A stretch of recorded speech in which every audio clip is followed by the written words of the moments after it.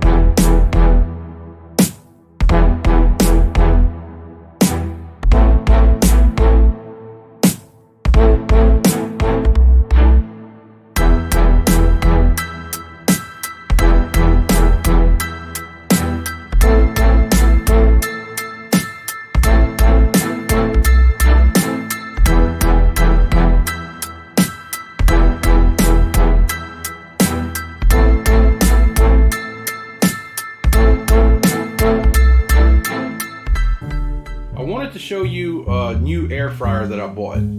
This is the Oster French door air fry oven. They actually make two ovens that are very similar. One is an air fryer and one's not. I did want to go with one of the larger air fryers, so I decided on this model. And I like this one because it has a lot of different functions. It has bake, toast, broil, roast, warm, pizza, dehydrate, air fry, slow cook, and a turbo mode. Now that I have the French door air fry oven unboxed, we can have a pretty good look at it. Now earlier, I pronounced the manufacturer as Oster. I've also heard it pronounced as Oster. So I'm not really sure which one is the correct pronunciation. I looked it up and I found people using both versions of that name. So to avoid any problems with that, I'm just going to refer to it as the French door air fry oven. The first thing you notice when you take it out of the box is it's big. It's really big, like microwave oven size. It measures 21.5 inches wide by 13 inches tall. So this is probably one of the biggest air fryers that I know of. But in addition to being an air fryer, it does all the other functions also. And that's what drew me to this particular air fryer oven. The fact that it can do so many different things and that it's so large. You can see here that this is my Power XL 7-quart air fryer, which has basically been relegated to being a bookend for cookbooks. And while it was large enough for most things that I wanted to do, there are times whenever I'd like to be able to cook bigger items and even cook 2 items at one time. You can see right here on the package for the French door air fry oven, it shows them cooking, looks like some chicken and some French fries at the same time. It also says right here that it can fit 2 large pizzas. So I really think the French door air fry oven is going to fit my needs pretty well. But because it's about the size of a microwave oven, you're going to have a place on your counter to put it. Fortunately, I do have a spot where it's going to fit nicely. And you'll also notice that it has a really nice brushed stainless steel finish on it. Here's a look at the function panel, and you can see it has all the presets for bake, toast, broil, roast, pizza, air fry, turbo convection, dehydrate, slow cook, and keep warm. Your temperature adjustment, your time adjustment, start, cancel, and a clock button. One thing to be aware of is the cord is very short. It's only about 2 feet long. So you are going to need to place it pretty close to an outlet. Now I purchased this at Costco for about $200. There is the model that's very similar but without the air fryer for about $140, and they are available on Amazon for about $250. I looked at some reviews about this product, but I only did that after I bought it because I had not seen these before, so I really didn't have a chance to do any research beforehand. And 2 of the main complaints that I found on it were that the French doors did not stay open well, and that there was a gap right here between the 2 doors that let out an excessive amount of heat. If you look at the one that I have, there really isn't much of a gap there. The doors are almost flush fitting. So I don't think that that's going to be an issue. And let me check out the doors and see if they're going to stay open or if that's going to be a problem. I don't see any issues with that. I do know some people noted that if you go to shut them and don't hold them, they slam together. So I'm not sure if that's going to be a problem or not. I'll just have to not try to bump them or anything. But as far as them opening up and staying open, I don't see any issues there. As far as pans and racks that the French door air fry oven comes with, it comes with a crumb tray, and I think I'm going to go ahead and put that in the bottom.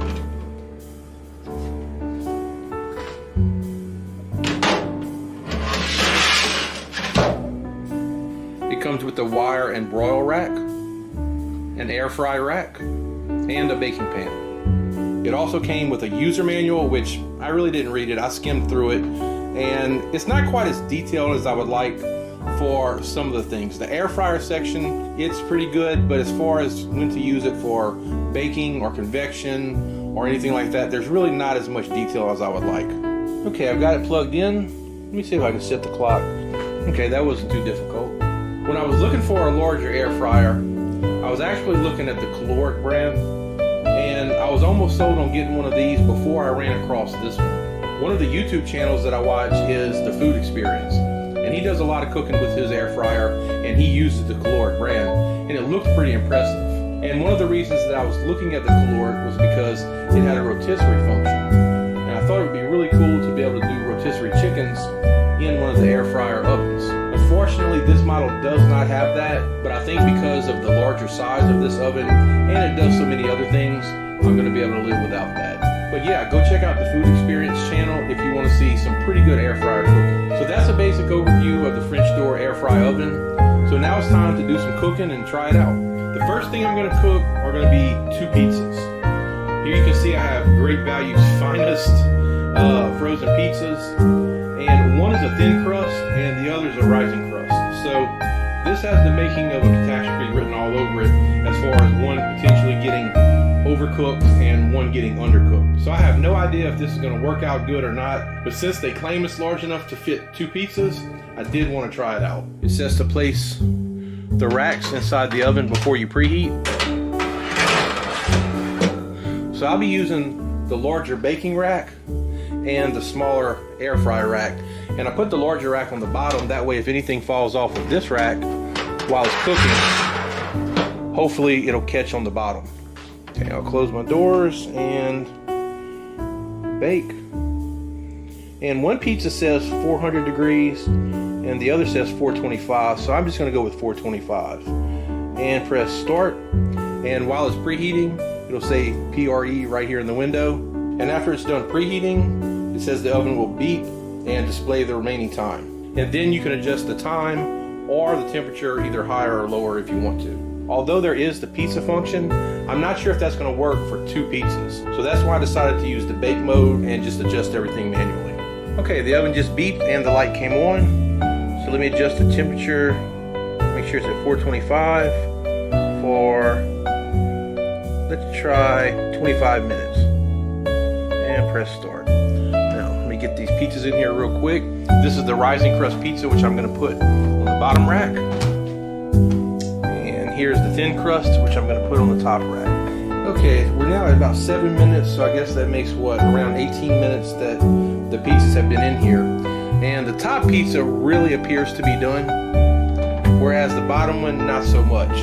Again, I wasn't really expecting this to work, but I did want to see with 2 different pizza crust thicknesses if it would, cook it pretty good. But here's the top pizza. It's definitely done. So I'm going to pull this out. And even having the bottom thicker crust pizza located closer to the heating element, that didn't really seem to do much for the top of the pizza. So I'm going to take this out. And I'm going to bring it up to the middle slot. Get it a little bit closer to that top heating element. There's almost 6 minutes left. So I'll let it go and see what it looks like. All right, our time is up right now. So let's check this out. Press cancel.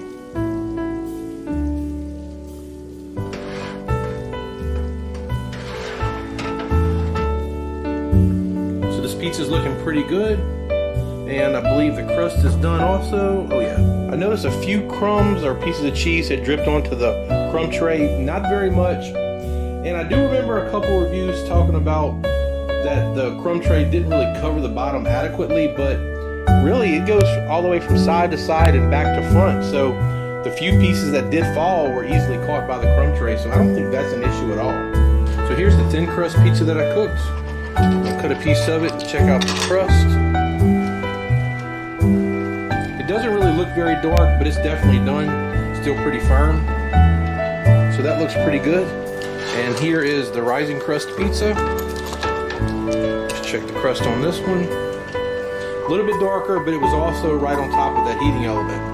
Again, it's firm, and the crust did rise like it was supposed to. So it's looking pretty good. So I would say as an overall, I'm pretty happy with the way the air fryer oven worked on the pizzas.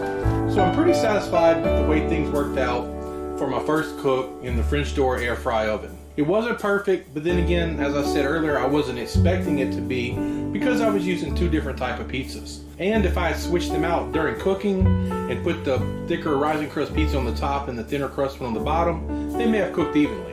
Next up, I'm going to cook some of these deli style wedges, which are basically thick cut French fries, because I think a lot of people do use the air fryers to cook fries with. Now, since these are pretty thick, I'll use the thick fry setting on the air fry chart. It says to cook for 450 degrees at 20 to 25 minutes. And I don't need to add any oil. So let's preheat it. I'll press air fry, put it to 450 degrees, and press start. It does say to put the rack in the oven while it's preheating, but I am not going to do that because then I just have to take out the hot rack, put the fries on it, and put it back. So I'm going to leave the rack out until it's preheated and then put it in with the fries on it. Preheating is done, so let me make sure that my temp is on 450. It is, and the suggested time is 20 to 25 minutes. I'm going to place the air fry rack in the middle slot.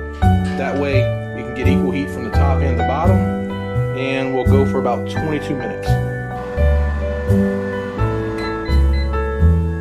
Okay, hopefully the fries are done. I'm going to pull one out and check it real quick before deciding whether I need to proceed with cooking it a little bit more or if these are good. They do look like they're probably ready. They're nice and crispy. Listen to this snap. I don't know if you can hear that on camera, but they're definitely done. I guess it'll continue to beep until you hit cancel. So let me pull these out.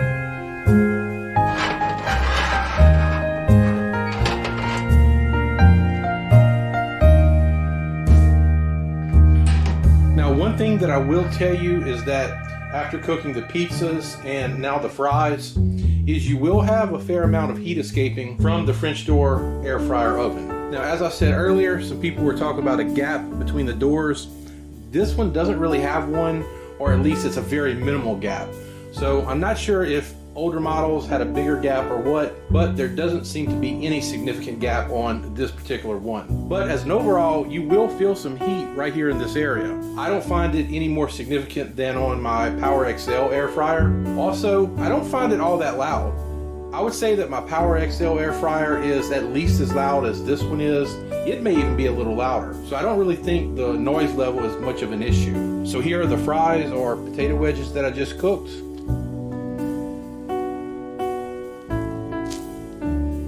Super crispy. They're definitely done on the inside. So it looks like it cooked them pretty good. Next, I'm going to be baking some fish. These are flounder fillets that I sprinkle with a little bit of my own seasoning, a little bit of Old Bay, a little bit of lemon and pepper, and I topped with butter. Now I wasn't sure whether I should try to broil these exclusively or use the baking function, and I'm afraid if I use the broiler, they may get overcooked. So I think I'm going to play it safe and just use the bake function.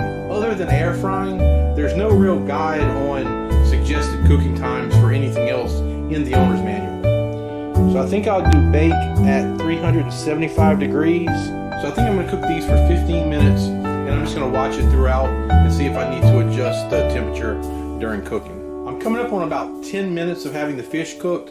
So I'm going to pull that out and have a little bit better look at it because I think it's possible that it might be just about done.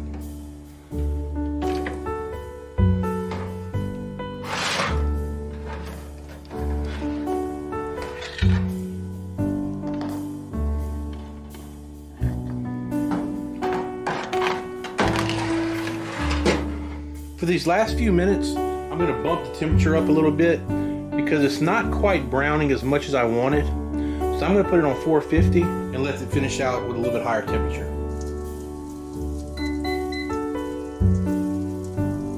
Okay, let's check the fish, and I'm pretty sure that it is done at this point.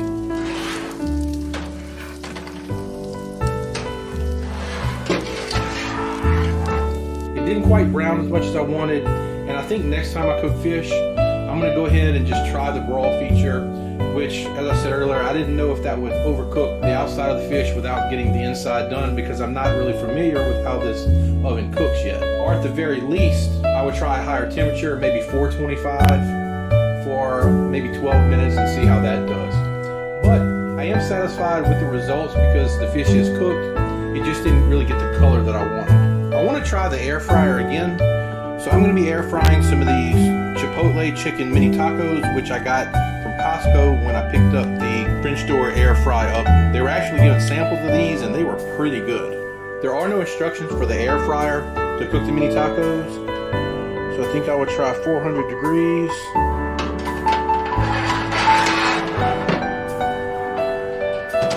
The package for the mini tacos says to cook at 400 degrees for 12 to 15 minutes.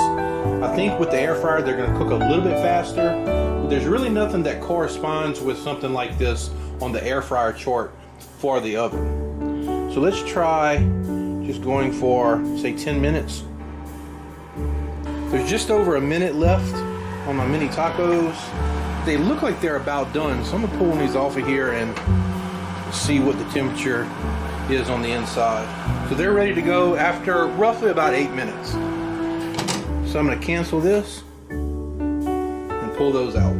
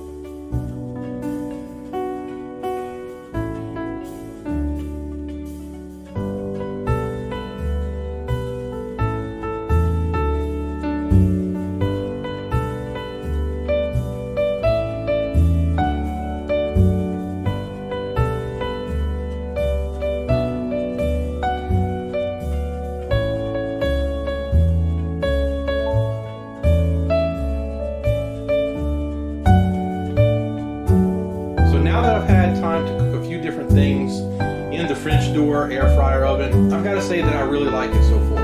I like the fact that you can do multiple things with one device, and I really didn't get too much into all the features that it offers. I really only did some baking and air frying, and then of course I tried the convection on the chicken breast. I haven't really found too much that I don't really like about it, One thing that I will note is that if you look at the heating elements down here on the bottom, they're kind of exposed where food could fall onto the heating elements, which, you know, that could cause a little smoke. I don't think it's probably much of a fire risk, but it's just something you're going to need to be aware of and maybe occasionally have to clean them. I didn't cook anything today that was too messy, so there was really no issue. As a matter of fact, there's only a couple crumbs that really fell down onto the crumb tray. The air fryer does put out a little bit of heat on the front, but I didn't find it to really be excessive at all. Now it does get hot on the top of the air fryer, and it gets really hot behind the air fryer. I did try to measure it with my non-contact thermometer,